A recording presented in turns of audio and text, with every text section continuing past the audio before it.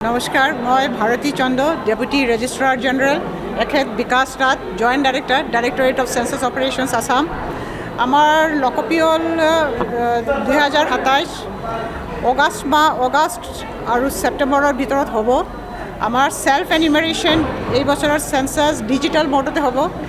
2 আগষ্টৰ পৰা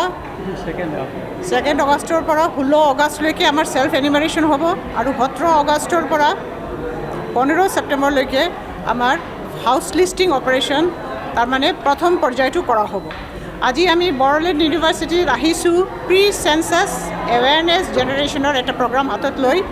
আমাৰ চেঞ্চাছ লোকপিয়লৰ কামটো কেনেদৰে কৰা হ'ব, তাত কি কি তথ্য আমি বিচাৰিম আৰু হেৰিবোৰ কেনেকুৱা কৰা হ'ব, মাধ্যমটো কেনেকুৱা কৰা হ'ব, তাৰ ওপৰত আমি এটা প্ৰগ্ৰাম কৰিবলৈ আজি আহিছোঁ।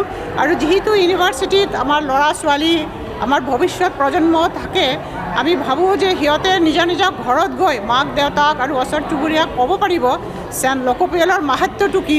ইয়াৰ জৰিয়তে বিভিন্ন প্লেন প্ৰগ্ৰাম গভৰ্ণমেণ্টৰ তথ্য যোগান কৰা হয় আৰু সিহঁতে গৈ নিজা ঘৰত কথাখিনি ক'ব পাৰিব। আৰু যেতিয়া আমাৰ প্ৰগণক মানে আমাৰ গ্ৰাছৰুট তৃণমূল পৰ্যায়ৰ যিজন কৰ্মচাৰী, যিজন প্ৰগণক এনিমাৰেটাৰ, তেখেতে যেতিয়া প্ৰতিখন ঘৰে ঘৰে গৈ তথ্য আহৰণ কৰিব, সেই প্ৰগণকক সহযোগিতা আগবঢ়াব লাগিব আৰু তেখেতৰ সোধা প্ৰশ্নবোৰ চব ঘৰৰ পৰিয়ালৰ মানুহে ঠিকেঠাকে জবাব দিব লাগিব। আৰু বহুতখিনি কথা আছে, আমি যিখিনি তথ্য আমি আহৰণ কৰিম সেই তথ্যবোৰ কনফিডেন্সিয়েল ৰখা হ'ব। ব্যক্তি পৰ্যায়ৰ কোনো ধৰণৰ ইনফৰমেশ্যন পাব্লিক ডমেইনত আমি লিক আউট নকৰোঁ। আমি এটা ডাটাটো আমাৰ মানে ষ্টেটিষ্টিকেল ফৰ্মত আমাৰ ৰিলিজ কৰা হ'ব। গাঁৱৰ কি পপুলেশ্যন হয়, এটা টাউনৰ পপুলেশ্যন কি হয়, এটা ৱাৰ্ডৰ কেনেধৰণৰ কিমান পপুলেশ্যন হয়, মিউনিচিপেল কৰ্প'ৰেশ্যন, ডিষ্ট্ৰিক্টৰ পপুলেশ্যন, আমি ব্যক্তিগত পৰ্যায়ৰ যিখিনি ইনফৰমেশ্যন তথ্য আমি কালেক্ট কৰোঁ সেইখিনি আমি পাব্লিক ডমেইনত নেৰোঁ। সেইকাৰণে কোনোবাই ভয় খাবলৈ কোনো কথা নাই। যিখিনি প্ৰশ্ন সোধা হ'ব সেইখিনি ভালদৰে একদম শুদ্ধ সহকাৰে দিব লাগিব। আমাৰ এইখিনি ক'বলগীয়া আছে।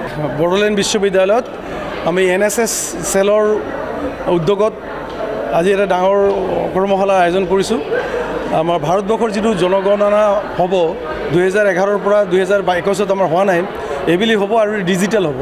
আৰু সেইকাৰণে আমাৰ ইয়াত অসম চৰকাৰৰ যিটো ডাইৰেক্টৰেট অফ চেঞ্চাছ অপাৰেশ্যন, তেওঁলোক ইয়ালৈ আমাৰ যোগাযোগ কৰিছে। অসমৰ 3খন বিশ্ববিদ্যালয় তেওঁলোকে বাছনি কৰিছে আৰু 3খন বিশ্ববিদ্যালয়ৰ ভিতৰত বড়োলেণ্ড বিশ্ববিদ্যালয়খন অন্যতম।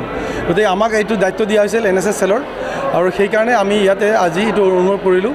আৰু তেওঁলোকে গুৱাহাটীৰ পৰা আহি আজি এতিয়া বৰ্তমান আমাৰ ইনগ্ৰেল ছেশ্যনটো হৈ যোৱাৰ পিছত তেওঁলোকে এতিয়া ভাবে গোটেই প্ৰেজেণ্টেশ্যন দি তেওঁলোকে ইয়াৰ বৰ্ণনা কৰিব।